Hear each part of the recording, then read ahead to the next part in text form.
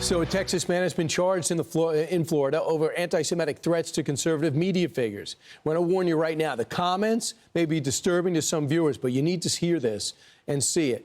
Law enforcement says the suspect said online, quote, "You're going to get killed soon, buddy. It's coming. Traitors get hung." Another one said that Americans will take turns beating your lifeless body with a piñata. Stick you lifeless traitor. Florida Governor Ron DeSantis not going to tolerate that, and he isn't. This guy's name is Nicholas Ray. What could you tell us about this incident and what you did to follow up on it?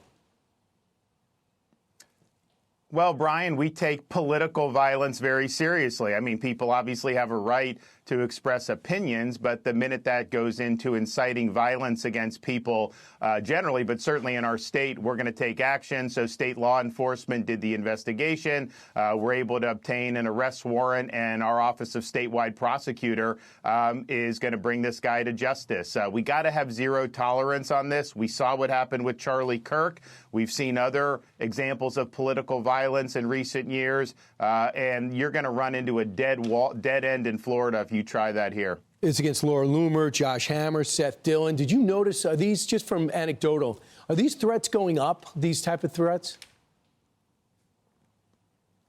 I think they are. I mean, look, you know, as governor, this is something we get incoming, like, to me all the time, right? And that's just the nature of it. So it's something that's been pretty consistent since I've been in office for those. But in terms of going for people that are in the political process, not even elected officials, just people that are influencers or commentators. Yeah, I think if you compare that to 10 years ago, I think you absolutely will see an increase. We've been holding the New York mayor's race as a national story because of the impact and the extreme views of the frontrunner, up by about 20 points, Zohran Mamdani. And a lot of people are saying if you're in New York, the place to go for solace and peace and a chance and promise has been Florida. The numbers don't lie. What is his candidacy since he won the nomination 2 weeks away from the election? What has it done for Florida real estate? Well, I guess talk to us in a couple weeks. It'll probably cause Palm Beach to go up for sure.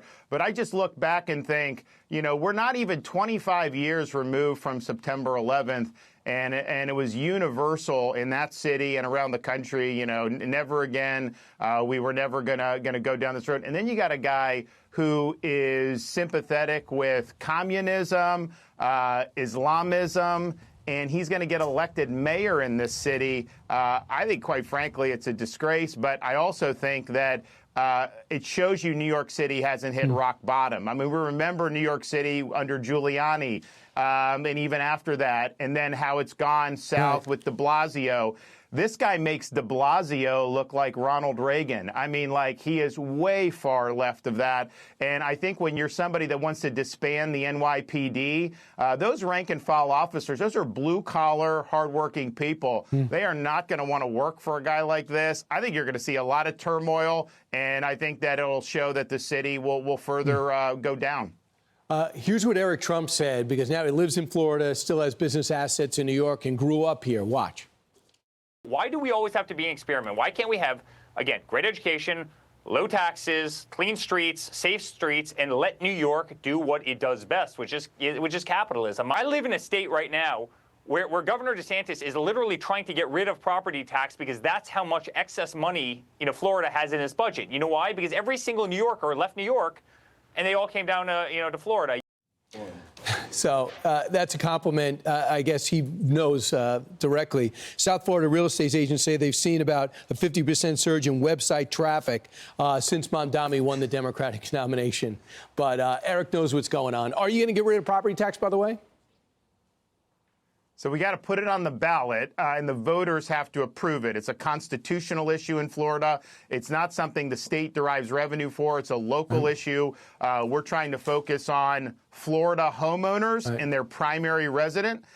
People that have Airbnbs or whatever, you know, that's separate. But your personal home, you shouldn't rent it from the government. You should own it. And, you know, you're paying taxes for 50 years, but even for young families, it's become very difficult across this country to make ends meet. Wouldn't it be great if they were able to have home ownership without having the burden of property tax that. So that's coming to a ballot near you in November of 2026, and we need 60% of Florida voters to do it. And I think it's going to be very popular, but it's also something that's not an easy bar to reach when you have an election like that. I understand. Now, a new study of this with the whole cell phone bans. You were one of, if not the first, to say there should not be cell phones in schools. And people pushed back and said, does Governor Ron DeSantis think he's a king and authoritarian? Well, now we've had the results. It's called We Want the Grades to Go Up. Kids to listen to their teachers and talk to other kids. Already you're seeing an increase in test scores going up. In the second year, reduced unexcusable absences rates overall. Tell me about what you did, what your intention was, and the results as you see them. Well, it's common sense. I mean, kids aren't going to learn if their faces are buried in a smartphone. It's also the type of thing where the traditional mode of instruction is really the way to go. Kids also need to be able to express themselves verbally. So there's a whole host of reasons from academic, but also from a teacher's perspective. If you want to recruit good teachers, who wants to sit in front of a classroom where none of the kids are paying attention? And so we viewed it as part of a teacher's Bill of Rights where, you have a right to teach kids that are going to be engaged. We also provided teachers protection against unruly students so that they could be disciplined. And when we rolled that out, if you watched MSNBC, I mean, you thought the skies were going to fall. They were saying this is authoritarian. They were using every typical epithet that they do. Now the results are predictable that it has improved academic performance. And I think it's important, Brian, to take a line on this now because the technology is only going to get worse. When you start talking about some of the AI slop, if we let the kids just kind of descend into kind of this digital morass without doing the traditional nuts and bolts of education, you're going to continue to see problems. So I think Americans, if now other states are following this, even blue states are following it, I think you're going to start to see test scores go up in this country if we have this cell phone policy nationwide. I think it's the right thing to do, and obviously in Florida, the results are in. Real quick, when are the DeSantis kids getting cell phones? Well, if you talk to my wife, they will never get a smartphone. She wants a flip phone, and not anytime soon. They're kindergarten, second grade, and third grade. So we'll see what happens. It's hard to know what's going to even be on the market in 5 or 10 years. All right, Governor, thanks so much. Always great to get your insights. Have a great day. I'm Steve Doocy. I'm Brian Kilmeade. And I'm Ainsley Earhart. And click here to subscribe to the Fox News YouTube page to catch our hottest interviews and most compelling analysis.